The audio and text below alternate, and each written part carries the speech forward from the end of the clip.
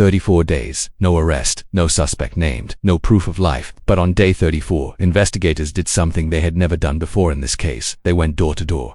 Every house, every neighbor, every person living within reach of where Nancy Guthrie was taken. And today, Savannah Guthrie walked back into the Today Show studio for the first time since her mother vanished. This case is moving, and by the end of this video, you are going to know everything. The blood on the porch, the masked man on camera, the glove that everyone thought would break the case, and why it didn't, what investigators found doing door-to-door searches today, and what Savannah said when she finally returned to work. Stay with me, because what is happening on day 34 tells us something important about where this investigation is heading. Before we get into it, subscribe and hit the bell for every update on this case. Drop a comment telling me where you're watching from. Let's go through everything from the beginning. Nancy Ellen Guthrie is 84 years old. She is the mother of Savannah Guthrie, co-anchor of NBC's Today Show. She lives alone in the Catalina foothills, a quiet, affluent neighborhood just outside Tucson, Arizona. By every account, she was sharp, independent, deeply connected to her faith, and in regular contact with her family. She had a pacemaker. She took daily heart medication. Medication that investigators have said repeatedly she cannot survive long without. On the evening of Saturday, January 31, 2026, her son-in-law Tommaso Cioni dropped her off at her home at approximately 9:50 p.m. He watched her walk inside. That is the last confirmed sighting of Nancy Guthrie. The next morning, she did not appear for her weekly church livestream. A member of her congregation called her family. Around 11 a.m., relatives went to check on her. They searched every room. No Nancy. Her phone was on the counter, her watch, her purse, her car was in the garage, her medication was untouched. At noon on February 1st, they called 911. Deputies who responded found something that immediately shifted this from a welfare check to a criminal investigation. Blood. Drops of Nancy Guthrie's blood on the front porch, not inside, on the porch and in the driveway. A trail that told investigators exactly what had happened here. And it wasn't voluntary. Forensic pathologist Dr. Michael Baden examined photographs of those blood droplets. What he found was specific. The droplets had pale centers, a donut shape. That pattern is typical of blood falling from the nose or mouth, mixed with air. Not a cut on the hand. Not an accident. These are not innocent droplets, Baden said. They are entirely consistent and indicative of occurring during an abduction. The trail of droplets ran from the front door toward the driveway. Baden said that suggests Nancy was either unable or did not attempt to stop the bleeding as she moved, that she was being moved by someone else.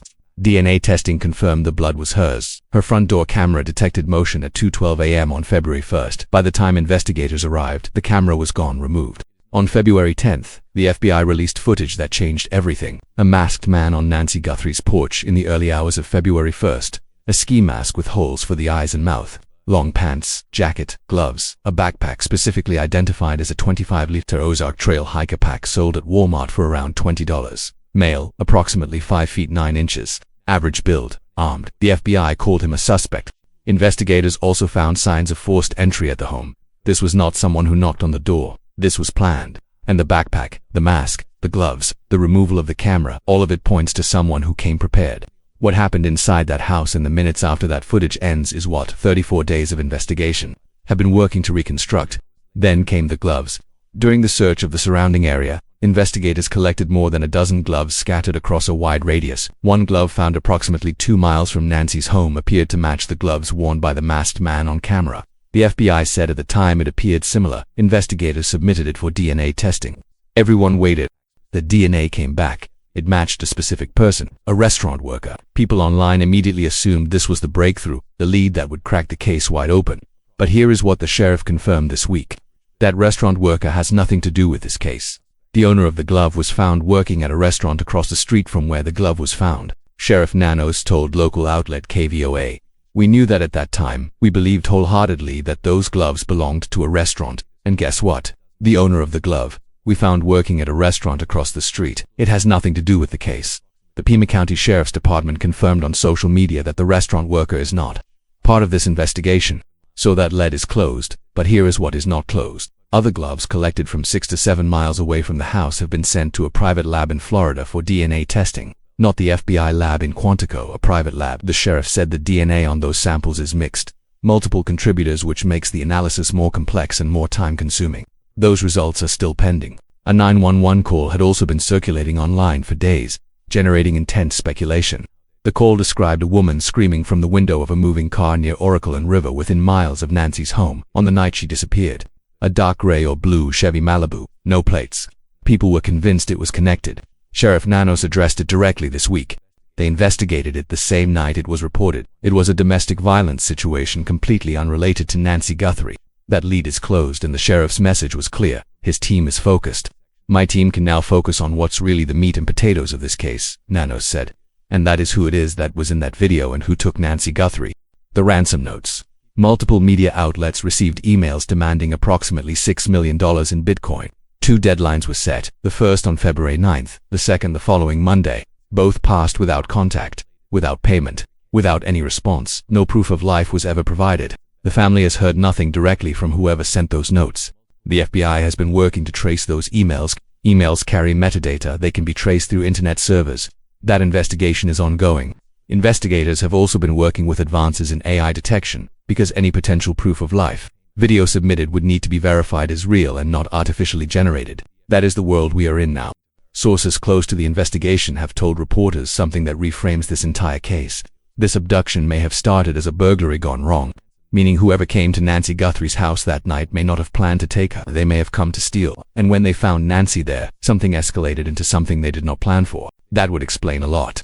The improvised ransom note sent to media instead of directly to the family, the lack of follow-up contact, the $20 Walmart backpack, the gloves, the rushed nature of everything that happened that night. This was not a sophisticated criminal organization with a detailed plan. This may have been someone who made one decision at 2 a.m. and has been panicking ever since. And now, day 34. Today, investigators did something new.